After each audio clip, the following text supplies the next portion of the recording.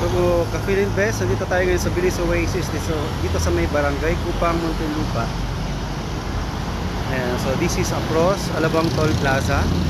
Ayan, on the right side papuntang Metro Manila, and then the left side going south. Ayan, so ito yung Bilis Oasis. This is a mid-rise condominium built and owned by Phil Invest Land Incorporated. And updated construction po tayo. Ito na po yung building Azul. Ayan. So ready for turnover na siya. But the available unit to view is the sample unit lang po. Ayan. So hindi natin pwedeng tignan yung mga bawat unit.